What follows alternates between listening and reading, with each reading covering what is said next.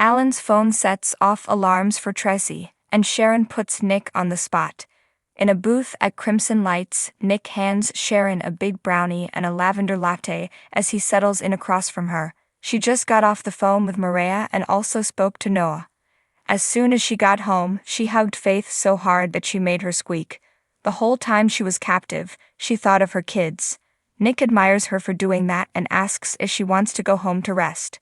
This is where Sharon wants to be, surrounded by people living their lives and free. Now I am too, all because of you, she says, taking his hand. She tells him she'll never take making the simplest choices for granted again.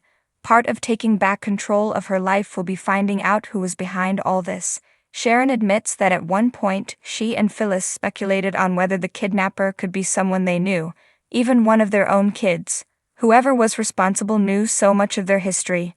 Their minds were desperate enough to wonder if one of their kids was trying to teach them a lesson. Nick is confident none of their kids would do such a thing. Young and restless Michelle Stafford, that's a wrap. This all sounds like some form of extreme therapy to him. It was more like an attempted exorcism, she says. He asks if it succeeded. Sharon wants to believe that the ordeal was ironically cathartic. They were forced to come to terms with some of their issues and to save each other's lives. It's insane to Nick that this was all done for someone's entertainment.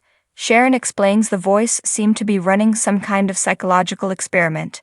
The person behind this must have had some experience in psychology.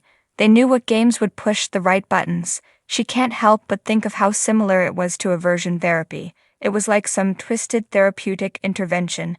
Nick is just relieved they are okay.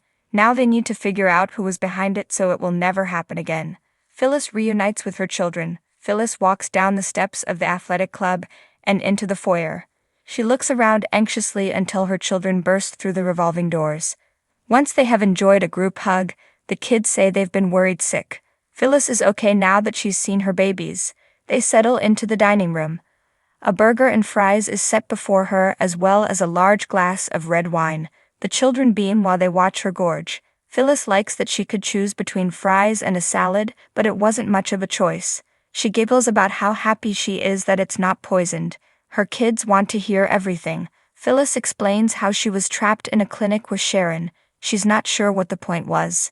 It seemed to be some weird experiment to make her and Sharon work together. Summer points out that the person who did this hasn't been caught. That means she's still in danger. Her mom tells them she doesn't want them to worry more than they already have. She has Chance looking out for her, and she's determined to hunt down whoever did this. Daniel orders her not to go vigilant. He forces his mom to promise she will let this police take care of this. Phyllis explains that her captor knew all about her history with Sharon and gave them tests and riddles. She ended up being poisoned and her life reduced to a punchline for a riddle.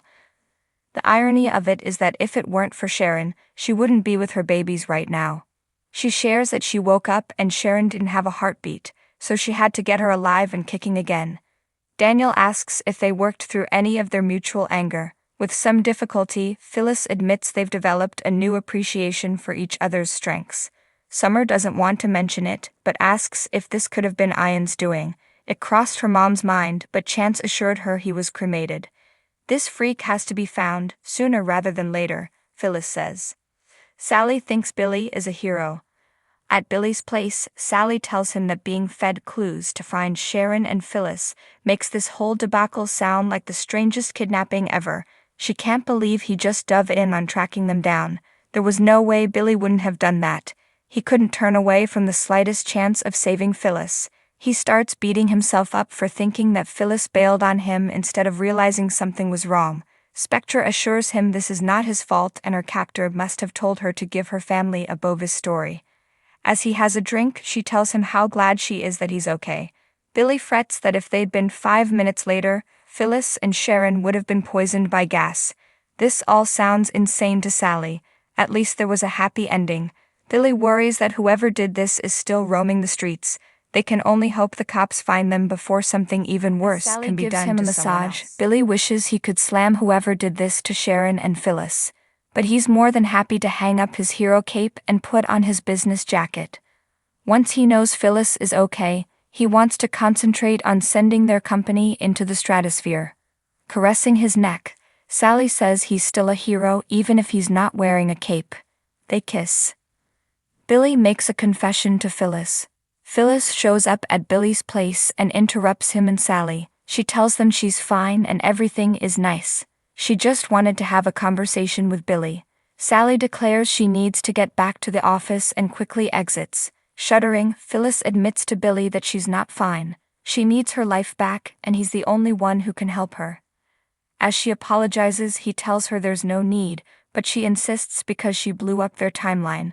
Billy reminds her that she was kidnapped. He tells her to take some time and recover. Choking up, Phyllis explains that what helped her when she was in captivity wasn't only thinking of her kids, but thinking of what Abbott Communications could accomplish. Leaping up, she goes on about how they can change things for the better and build something great. It's important to her and she needs it now. Today, not tomorrow, not one day when I feel better. Please, please, she begs. This is the only way she will get past what was taken from her. Billy is worried she will take on more than she can handle right now, but she insists she needs the excitement and energy. When Phyllis brings up the press release, Billy awkwardly confesses that he was an idiot and put it out without her name attached to it when he thought she went AWOL on him. He's sorry for that. It was a mistake and he realized that very quickly. Billy knows she would never bail on him and he soon realized she was in trouble. Do you want me to work with you? She asks, or is this a mercy thing? He says he needs her fire. There's no one on the planet he'd rather do this with. When he asks for her forgiveness, she says of course she forgives him. He saved her life. Phyllis runs into Billy's arms and he squeezes her as she looks emotional. Chance searches the clinic. Chance and his crew search the basement of the medical clinic. He gives them instructions on what to look for but assumes that the culprit left no traces. The place has been trashed, but there could still be some fingerprints that don't belong to the two victims. If they can do that, they'll be one step closer to finding out who did this. As he searches, he pulls the covers off the gas tap and discovers that the device that triggered it to leak is still there. The detective calls for a bag and takes the device. Later, Chance walks into Crimson Lights and finds Nick and Sharon together. The cop explains that they bagged some items at the clinic and are waiting to see if they get a hit on the fingerprints. They were able to chase the purchase of a remote-controlled apparatus attached to the gas line. It was bought at a hardware store not far from the clinic. Chance says it will go through the store's surveillance footage to look for a suspect. Sharon says no one hated her as much as Phyllis and now that isn't even true. The cop suspects the abductor could be someone they know. Nick is sure there is a whole list of people who are enemies of Phyllis. Sharon is sure that if anyone can catch the monster who did all this, it's Chance. The cop urges her to get some rest. Nick backs this up, reminding her of her plans to go to Sedona. On second thought, Nick suggests she take Faith to Europe to see Noah. She agrees that now would be a good time to go, but only if Nick goes with them. Alan lies to Traci about the messages on his phone. In her suite at the athletic club, Traci picks up Alan's buzzing phone and sees a text that reads, "Security breach at clinic. Precautions enacted." As she puzzles over that, Alan enters, excited to take her out until he notices she's holding his phone. She explains his phone was making strange noises, and she grabbed it, seeing the odd text. Taking the phone from her hand, Alan turns away for a minute, and then claims he's been seeing alerts for a few days. Fearing he's been hacked, he hasn't opened his phone. That's why he was so stunned when he saw her with his phone. That makes sense to Traci, who suggests he get a new phone. She suddenly remembers that he must have opened his phone to text her earlier. As they sit, he chuckles and says he must have been so excited to see her that he forgot about the risk. They talk about how his identity might have been stolen. He ponders what that would feel like and how useful it would be as a therapist to go through the kind of psychological devastation that must involve. It would be an interesting experiment to experience those feelings. She reminds him that he already did when his brother Martin was pretending to be.